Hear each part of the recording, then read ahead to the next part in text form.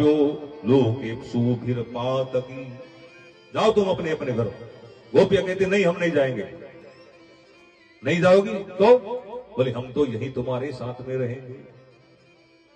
अब भगवान ने खूब उनको समझा दिया, नहीं मानी।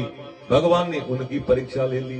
भगवान ने परीक्षा लेकर के उनसे पूछा तो गोपियों ने कहा कि महाराज हमने तो तुमको ही अपना पति बना लिया है, तुमको हमने अपना पति मान लिया है, अब तो तुम ही हमारे पति हो, तुम ही हमारे सब कुछ हो। भगवान प्रसन्न हो गए और भगवान ने क्या किया, जितनी गोपियां हैं भगवान ने उतने ही रूप बना लिए। जितनी सारी गोपी भगवान के उतने ही रूप बना करके तैयार हो गए। अब तो महाराज कोई गोपी को ये पता नहीं चल रहा कि कन्हैया मेरे साथ में है कि इसके साथ में है। जो राधा जी है गोपियों की सरदार, जो महाराज भगवान उसके साथ में भी है।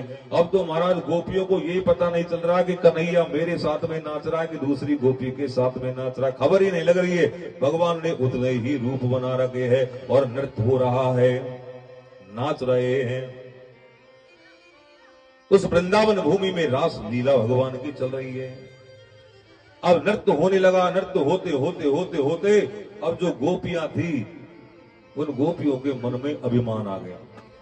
किसका? सुंदरता का। वो गोपी सोचने लगी देख मैं कितनी सुंदर हूं, तभी तो भगवान मेरे साथ में है, तभी तो कन्हैया मेरे साथ में नाच रहा है। अब उनको ये पता नहीं कि भगवान तो सबके साथ में ही नाच रहे हैं। गोपियों को अभिमान हो गया अपनी सुंदरता का।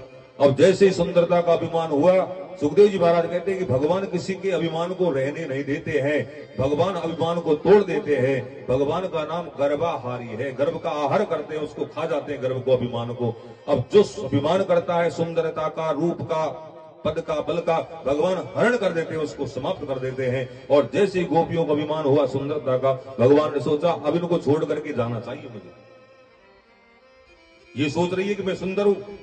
तो भगवान नाचते नाचते भगवान ने क्या किया, राधा जी को इशारा दे दिया और राधा जी को लेकर के भगवान वहां से गायब हो गए, भाग गए राधा जी को लेकर। अब वो जो गोपियां है वो अकेली ही नाच रही है। ध्यान पड़ा, अरे कन्हैया कहां गया? और जैसे इधर उधर नजर डाली, कन्हैया कहीं नहीं मिले, तो महाराज गोपियां भगवान को ढूंढती आगे बढ़ रही है। देखा अरे राधा कहां चली गई, राधा दिखाई नहीं दे रही। विचार आया अरे वो राधा ही लेकर के भाग गई है हमारे कन्हैया को, राधा लेकर के भाग गई है, चलो उसको भी ढूंढते हैं, कन्हैया को भी ढूंढ दे। अब तो वो गोपियां पीछे पीछे चलिए, पीछे पीछे चलिए। अब राधा जी उधर सोच रही है कि मैं ज्यादा सुंदर हूं ना, तभी तो कन्हैया लेके मुझे ही भागा है। अब तो राधा जी को भी अभिमान होने लगा सुंदरता का। अब तो महाराज राधा जी भगवान से कहती है कन्हैया अब मेरे से नहीं भागा जाता। भगवान ने कहा क्या करूं? बोले तुम मुझे अपने कंधे पे बैठा लो। राधा जी ने सोचा जैसा मैं कहूंगी वैसा ही ये करेंगे। अब तो भगवान ने कहा तू बैठ जा कंधे पे। अब तो भगवान ने राधा जी को कंधे पे लटका लिया, कंधे पे बैठा लिया और भगवान राधा जी को लेकर के चलने लगे। और चलते चलते चलते चलते एक बगीचे में पहुंच गए। आम का बगीचा था, आम का पेड़ था, उसमें आम लटक रहे थे। राधा जी ने आम के फल को देखा, देख करके कन्हैया से कहा कन्हैया मैं आम खाऊंगी, मैं आम खाना चाहती हूँ। कन्हैया ने कहा खा ले। राधा जी ने कहा मुझे ले चलो आम के पेड़ के पास में। भगवान चलते चलते लेके आ गए।